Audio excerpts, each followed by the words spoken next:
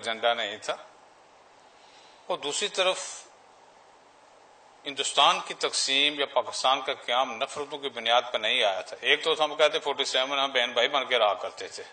اگر کشمیر میں ہم بہن بھائی رہا کرتے تھے تو دہلی میں بھی یہی پوزیشن تھی،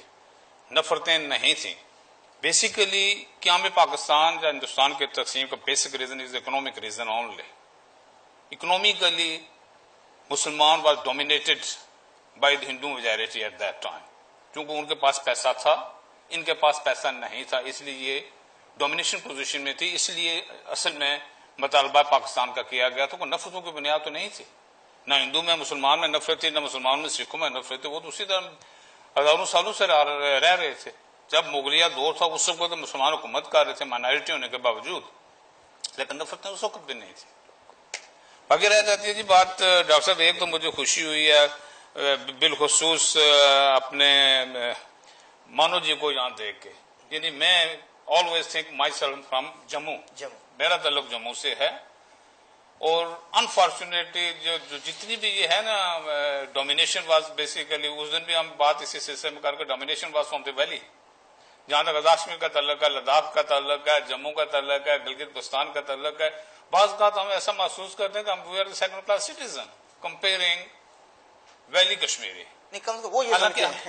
نہیں، ہم بھی بعض کا فیل کرنا شروع کر دیتے ہیں، یار ہم جنیوا میں جاتے ہیں، وہاں کے جب ویلی والا کشمیری ملتا ہے تو وہ سمجھتے ہیں کہ شاید یہ یار کدھر سے آ گئے، یہ پینڈو یہ پہاڑی کہاں سے آ گئے، پہاڑوں کے رہنے والے۔ حالانکہ نہیں ہے، we are well educated. Jammu والے لوگ زیادہ فراخ دل ہیں کہ یہاں وہاں میجارٹی نان مسلم کی زیادہ ہے، لیکن اس کے باوجود وہاں پر کوئی دنگا فساد نہیں ہوا۔ یعنی اتنے سال ہو گئے نا، 89 سے لے کر اب تک ہم نے تو نہیں سنا کہ جموں والوں سکھوں نے اٹھ کے مسلمانوں کو جلانا شروع کر دیا۔ اس کمپیریزن میں کہ بھائی چونکہ وادی میں جو تھے ہمارے بھائی ہندو بھائی، ان کو وہاں سے نکالا گیا تھا، تو اس میں کوئی کم از کم یہ مقابلہ بازی نہیں ہوئی تھی۔ باقی رہ جاتا ہے یہ ہمارے لوگوں کا ایک انفارچونیٹ، اس کو میں کہوں گا کہ ہر بار یہی کہتے ہیں کہ جناب کوئی بھی بات کرنے سے پہلے جس طرح نہیں ہوتا پہلے بسم اللہ پڑھی جائے، یعنی بسم اللہ کے طور پر ہم وادی کا ذکر پہلے کریں۔ بھائی وہاں جو کچھ ہو رہا ہے اس کا ہمیں احساس ہے، ہم بار بار کہہ رہے ہیں، اس پر ہم مذمت بھی کر چکے ہیں اور بار بار مذمت کرتے ہیں جو ظلم و ستم وہاں پر ہو رہا ہے۔ بلکہ میں شروع میں بھی یہ کہا تھا کہ اس ظلم و ستم کو دیکھ کے ہمیں تو احساس ہی نہیں ہو رہا کہ ہم عید کی خوشی منائیں اصل میں، لیکن unfortunately things are carrying on and on and on and we have to carry on with this one۔ باقی رہ جاتا ہے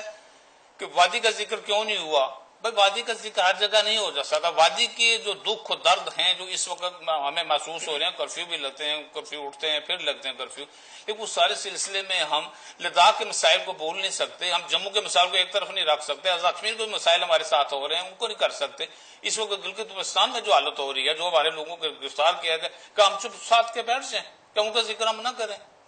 بھائی جموں کشمیر از انکلوسیو، 84,471 مربع میل کو کہتے ہیں، صرف وادی کو کشمیر نہیں کہتے میرے بھائی۔ وادی میں جو ہوگا اس کی ہم مذمت کریں گے، آج بھی کریں گے، کل بھی کریں گے، کوئی ہمیں کہے مذمت کرو تب بھی کریں گے، کوئی نہ کہے ہم نے کریں، چونکہ as a son of this side that is our duty and we have to do it.